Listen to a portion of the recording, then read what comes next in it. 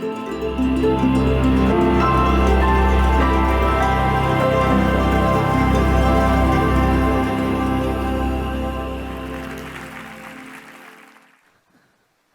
name is Elisabeth Wiklander, and I am autistic. What do you think about when you hear the word autistic? How do you react when you hear the word autism? Would you say that it is a lifelong disorder, an impairment, a disability? This is indeed the way medical language describes it, but autism is so much more than that. No diagnostic manual can truly explain the multifaceted experience of autism. It is a neurological difference with a vast spectrum of representation within its population. It can come with remarkable gifts and skills, as well as devastating traits. But autism doesn't necessarily equal disability. And thankfully, today we have a word that challenges this negative terminology: neurodiversity. Neurodiversity describes how diverse we are as human beings from a neurological perspective. It suggests that the many variations of human brains, like autistic ones, should be accepted as a natural and valuable part of humanity's genetic legacy. DNA shows us that autism is primarily a genetic condition, something that has been passed down through generations and is still widely shared in the general population. These genes can carry something so positive, in spite of the difference they cause, that they have persisted throughout our evolution and still flourish today. Some of our important inventions, pieces of art and music, and discoveries in scientific fields that have moved our world forwards come from autistic minds. With today's exciting new technologies in neuroscience, we have seen that autistic brains differ from the norm. Not only that, but it appears as if each and every one differs in its own unique way. So, autism is rich in expression, but still faces limiting generalizations. Today, I want to talk about the autism that I display, the one that blends with normality and can have catastrophic impacts on people's lives, not necessarily because of the autism itself, but because of the ignorance of it, or the failure to recognize that it is there in the first place, as I eventually would discover. Now, in social situations, we do have expectations upon one another. We use a certain kind of rule book, which, when followed, rewards us with social acceptance. But I always felt that I was different. The trouble was I couldn't explain how, and certainly not why. It felt as if I had been provided a different rule book, and that I lacked a community to fall back upon that could confirm to me that the way I interpreted the world was valid too. So I grew up feeling very misunderstood by pretty much everybody, even within my own family. If I applied what would have been my motives, my intentions, upon someone else's behavior, or vice versa, the outcome was often negative and very confusing. So to me, the social world became scary and unpredictable. Now, I did notice, however, especially during my school years here in Sweden, that my mind had been blessed with gifts, like analytical skills and intense mental focus, high capacity for memorizing information, which made studying very pleasurable and easy. So in my academic pursuit, I came here to Gothenburg, where I studied at the university. I later went to the Netherlands, where I attained my Master of Music. And today, I live in the UK, working as a professional cellist in the London Philharmonic Orchestra, touring the world. But this, however, is quite unusual for me, to stand on a stage just talking to you without my instrument. I can't help the feeling that I have forgotten it somewhere. Okay, so one may now think, okay, she plays in this great orchestra. She's obviously done pretty well for herself. What's the problem? Well, I have a very literal mind. And it constantly clashes with both non-verbal and verbal subtleties in social situations. It gives me a very direct line of approach and speech in everyday conversations. I still don't really understand the purpose of small talk, although I can appreciate it now. And jokes and sarcasm fly completely over my head. My mind just takes things in so literally. It loves to analyze everything. My world is a very intense one. My senses are heightened.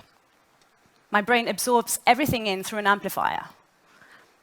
My special interests can completely consume me. And my emotions, they go from the highest of high to the lowest of low, and they're on and off like a light switch. My family, bless them, they can still stand in utter disbelief when I go from a complete nuclear blast to rainbows and butterflies in less than 2 seconds, literally. So, okay, autism influences my thoughts, my imagination, my senses, my emotions, and the way I process information. But without knowing this, it was very difficult to maintain friendships because our social expectations were so different. I could come across as odd, and I experienced a good amount of bullying for it. But the most devastating were the eroding misunderstandings that dominated the relationships with the people closest to me. Body signals, misread. Words, completely misinterpreted. It was so frustrating. It was like fighting a ghost, something that no one could really grasp, not even the counselors we sought for help. So it was a mentally agonizing situation that persisted year after year. And in my mid-20s, I had reached a really dark place. And I started to be truly scared for my future.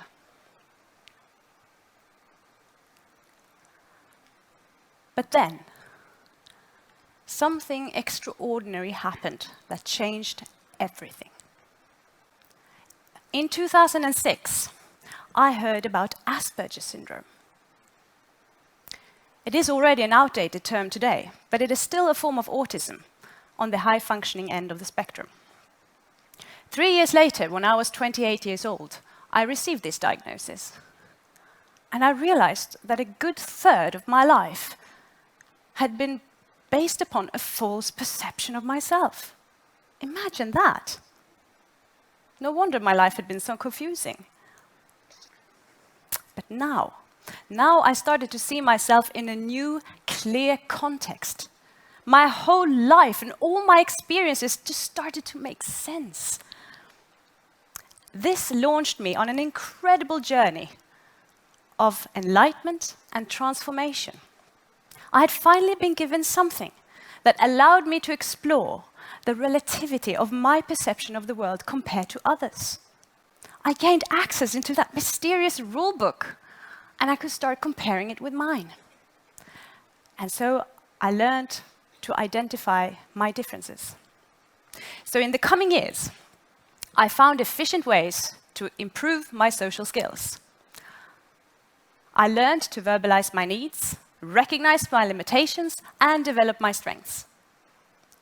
I founded successful strategies to navigate my everyday life and significantly improved all the disabling traits of my diagnosis.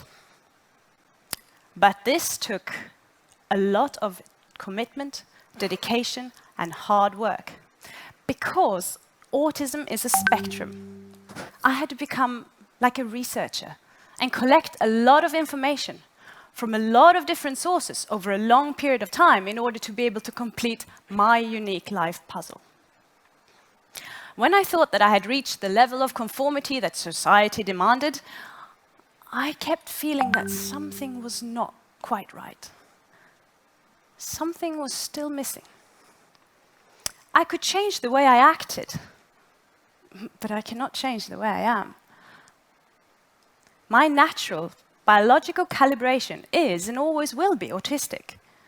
And the problem I had now was to live up to these new high social standards that I had set for myself. I had come to understand my differences. But as you all know, a relationship is a two-way street. Without acceptance and understanding for the real me, I would never be truly happy. And this prompted me to one day make quite a radical move. On the 2nd of April, 2015, I announced my autism on social media. And I started to talk about it with everybody, openly, bang, just like that. I admit it was absolutely terrifying, because I had encountered what was out there, the stigma, the prejudice. I was very afraid that people would put their preconceived ideas of autism onto me rather than letting me show them what autism can look like.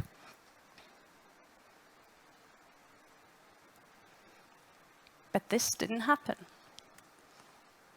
What happened was that my life changed completely, almost overnight.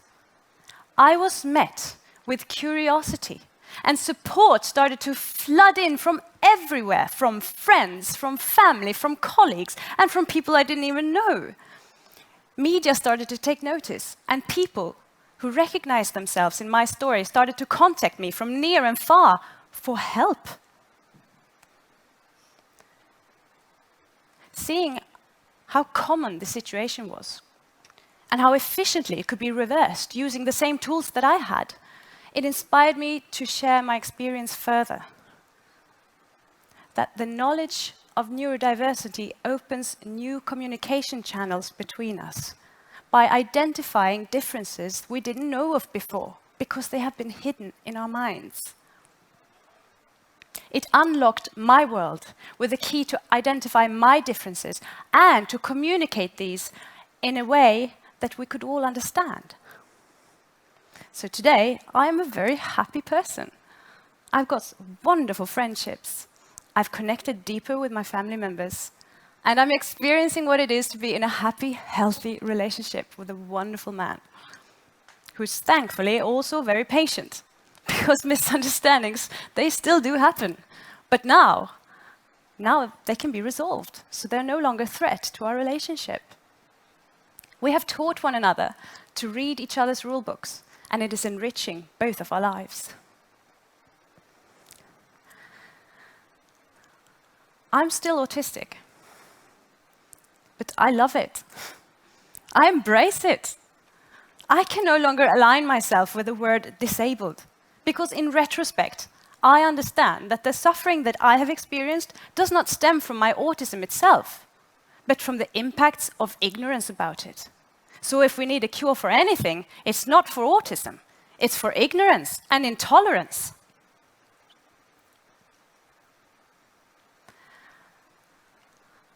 Differences are always challenging. But they are equally what makes this world such a beautiful and spectacular place. By recognizing how we differ from each other from a neurological perspective, helps us to coexist more smoothly without having to carve so much in our authenticity, allowing our natural skills, talents, and creativity more freedom to roam, not just for people on the autism spectrum, but for all. By joining forces, we can create a larger picture of ourselves and inspire each other on new levels. The autistic population is not an insignificant one. In the UK only, we are nearly 1 million people. So knowingly or not, you will find us amongst your friends and colleagues. We might be a family member, your boss, or a neighbor. You might have fallen in love with someone on the autism spectrum.